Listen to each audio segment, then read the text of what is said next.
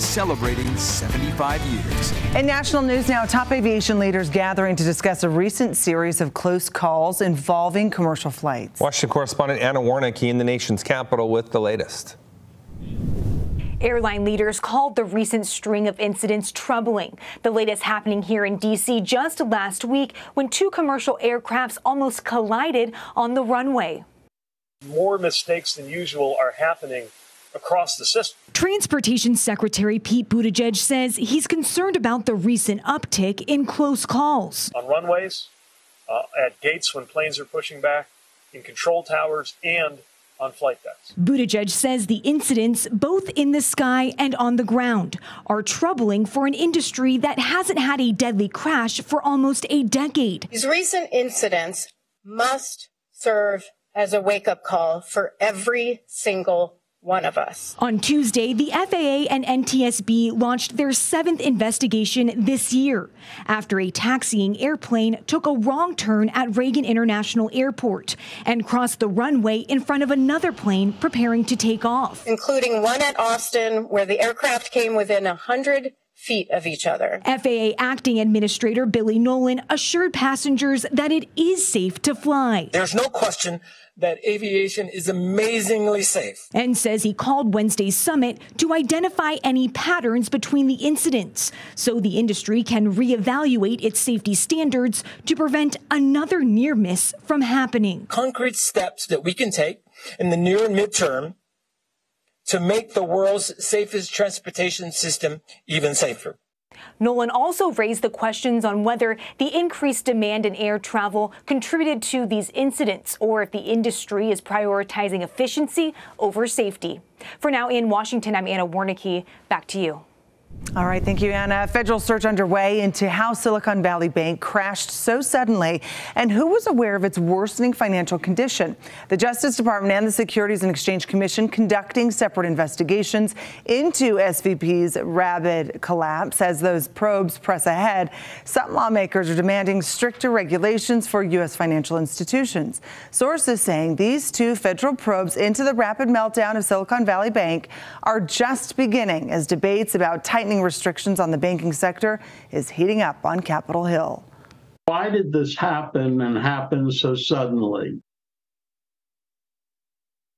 Silicon Valley Bank also the focus of a new Federal Reserve internal investigation centering on its oversight of SVB. But Senator Elizabeth Warren is demanding Fed Chair Jerome Powell recuse himself, saying policies he supports allows banks like SVB to reap profits of risky investments. And I opposed him for specifically the reason that he was too light on regulations. Following the SVB fallout, Signature Bank shareholders are now suing 3 former top executives. More severe weather impacting parts of the country with less than a week until the first day of spring. Much of the Northeast is digging out from the biggest snowstorm they've seen all winter. And in the West, as we know all too well, another atmospheric river bringing more rain. Mudslides prompting evacuations across California. CAL FIRE responding to the outskirts of Sacramento. San Francisco seeing strong Category 1 hurricane force winds that shattered windows and left nearly 200,000 customers without power. The Northeast, which has had a relatively mild winter, hammered from this latest storm. I knew it was going to snow, but I didn't know it was going to be this much. It's just like ridiculous. Look at that, completely over the interstate. Thousands of customers without power, the heavy wet snow bringing down power lines and trees. Conditions expected to clear up by the end of the day today. The concern, though, remains as yet another atmospheric river expected to form in the coming days. Wow, what an active season we've had all across the country. Yes. And another one could be coming in. That's true. We're watching that, and it's kind of in the long range here. We have to finish with this storm that has prompted so many flooding concerns. We're going to start with video tonight because this is actually Snow Canyon State Park where the floodwaters came over the roadway. So not a surprise that we had trailheads that were flooded tonight. And you can see how we look at that raging water. And it's not just in Snow Canyon State Park. No, it's throughout southern Utah, Santa Clara and Bloomington area. Look at this. That was near the Walmart in Bloomington. You see those houses right behind there, rising water levels there. And Gunlock State Park. You don't always see the falls running, but today they were raging, not just running. State Park's telling me that debris was pushed into the area as this water came through, and they were cleaning it up this afternoon, but they closed down that road for a period of time because of those soggy conditions. Right now, as we look at the storm tracker radar, it's sweeping the region. You can see some snow peppered in there, starting to clear St. George over towards Kanab. Some rain, some mixed precipitation, some snow depending on your elevation. As we jump over to eastern Utah, soggy over I-70 towards Moab, near Hanksville, south of Green River, Monticello getting some snow, and then wet weather in Blanding tonight. So we are going to start to see this activity and intensity taper off as we head into the overnight. We're getting rid of this storm system, but boy, it delivered an abundance of moisture from this atmospheric river, putting down the newest totals tonight. 2.7 inches of rain at Ben Lomond Peak. My goodness, Kolob getting 2.5. You have to remember,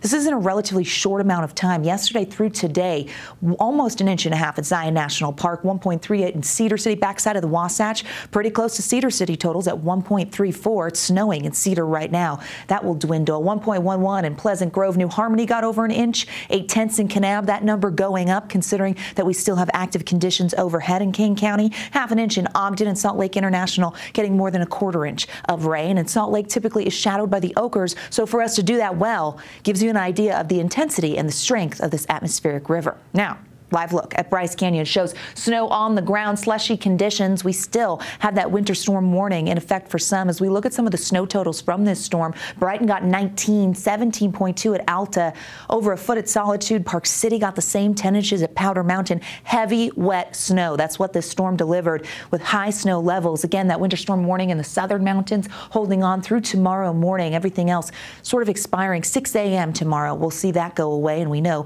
on the eastern side of the state that advisory as well as that warning for the Abajos will also expire tomorrow. Let's look at snowpack, because this is really what it comes down to. Really healthy percents throughout the state. What a winter. And as we look at some of those percents in eastern Utah, southwestern corner of the state, Tooele County, very healthy percents here. Statewide, we're sitting at 173% of average. It's a big deal. That's actually a record for today, March 15th. That is the highest it's been. We're talking about SWE, snow water equivalent, sitting at 23.2 inches. Now, when we talk about SWE, it's actually the depth of the water if you melted down all of the snow. So that's a big number, a record for today, and we're eyeing a record for the season. We'll see how these next few storms perform. Watching things quiet down for the overnight and really target southeastern Utah tomorrow. High pressure taking control, partly cloudy to mostly sunny skies with a warming trend, but we remain below average. Rolling into St. Patrick's Day, more sunshine, but we will see dry conditions.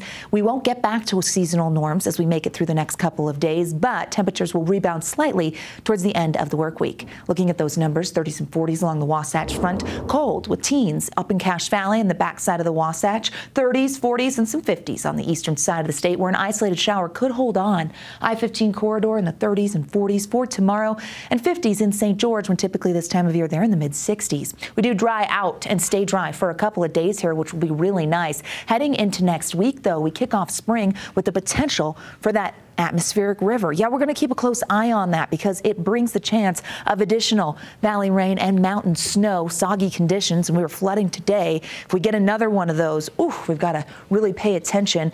Our mountains have very high numbers when it comes to snowpack. The Pine Valley Mountains, of course, which is why what we were seeing tonight with our flooding concerns exists. Temperatures in the 40s and 50s. All right, that's not perfect.